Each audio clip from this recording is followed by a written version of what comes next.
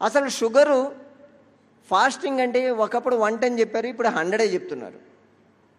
కానీ 1999లో fasting sugar level వచ్చి 160. తర్వాత 2004కి వచ్చేసరికి 140 చేశారు. 2010కి వచ్చేసరికి 120. 2014కి వచ్చేసరికి 100 చేశారు. ఎవరు చేశారు ఇది? ఏదైనా ఒక ఆర్గనైజేషన్ అంటే వరల్డ్ హెల్త్ ఆర్గనైజేషన్ లాంటిది ఏమన్నా జనాలు వాళ్ళ లైఫ్ స్టైల్ ఎలా మారింది, ఏం చేయాలి అని చెప్పి ఏదైనా ఒక రీసెర్చ్ చేసి ఆ ప్రాజెక్ట్ ప్రకారం ఏమైనా డిసైడ్ చేశారా? ఎవ్వరు డిసైడ్ చేయలేదు. కేవలం 4 pharmaceutical companies, old pharmaceutical companies కూర్చొని, ఈ pharma companies, pharma distribution companies వాళ్ళు కూర్చొని వాళ్ళు డిసైడ్ చేస్తారు. ఒకరోజు ఒక మందు పార్టీకి కూర్చొని నైటు, అరే ఏంట్రా బోర్ కొడుతుంది, 110 ఉంది ఫాస్టింగ్, కాస్త 100 చేసి పడేద్దాం అని వాళ్ళకి మాట్లాడుకుంటారు. మాట్లాడుకుని ఓకే డన్ అనుకుంటారు. నెక్స్ట్ డే హార్వర్డ్ యూనివర్సిటీకో ఆక్స్ఫోర్డ్ యూనివర్సిటీకో సూట్ కేసులు వెళ్ళిపోతాయి. మీకు రీసెర్చ్ ప్రాజెక్ట్ మేము అలాట్ చేస్తున్నాం అని చెప్తారు. అయిపోద్ది. నెల రోజుల్లో వాళ్ళ రీసెర్చ్ పేపర్ వచ్చేస్తుంది.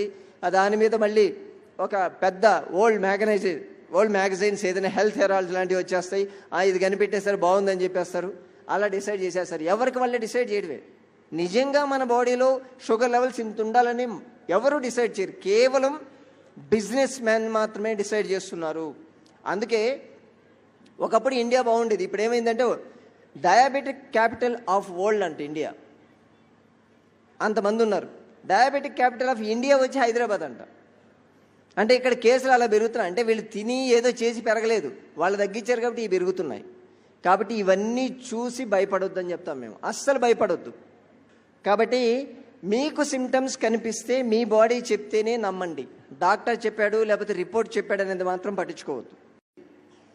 ఒక్కసారి మీకు డయాబెటీస్ వచ్చింది అనుకుందాం.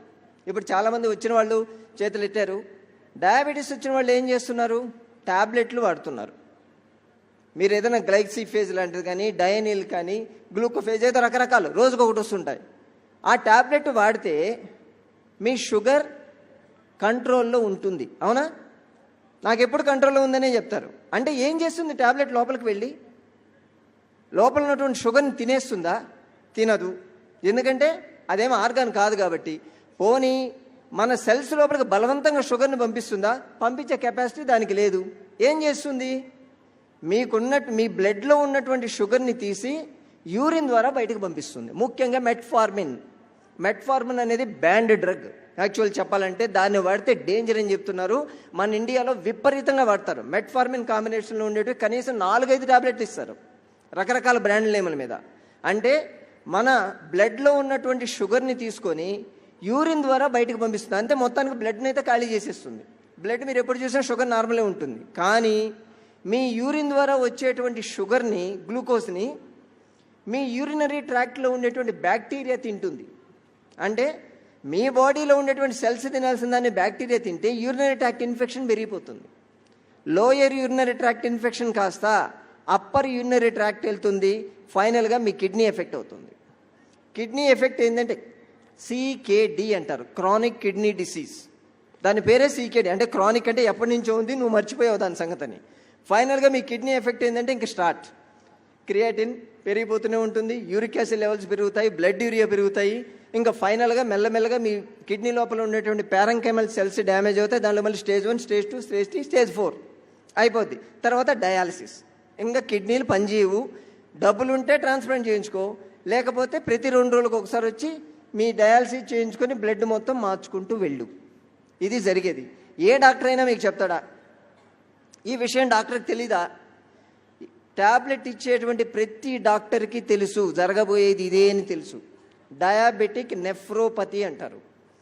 ఇంత మీకు షుగర్ లెవెల్స్ వెళ్ళినప్పుడు లోపలికి బ్లడ్ లోపలికి వెళ్ళిపోయి అక్కడ ఉన్నటువంటి నర్వ్ ఎండింగ్స్ మీద ఉండేటువంటి మయలిన్ షీత్ని డ్యామేజ్ చేస్తుంది. సో డయాబెటిక్ న్యూరోపతి వస్తుంది. అదే వెళ్ళి సున్నితంగా ఉన్నటువంటి మన కంటి పొరను డ్యామేజ్ చేస్తే డయాబెటిక్ రెటినోపతి వస్తుంది. ఈ 3 వస్తాయి ఎప్పుడు?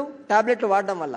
పోనీ ఇన్సులిన్ తీసుకుందామా అంటే ఇన్సులిన్ పొడుచుకుంటూ కూర్చోవాలి. పొడుచుకుంటూ కూర్చుంటే అది కాస్త సగం అబ్జర్వ్ అవుతుంది, సగం అబ్జర్వ్ కాదు.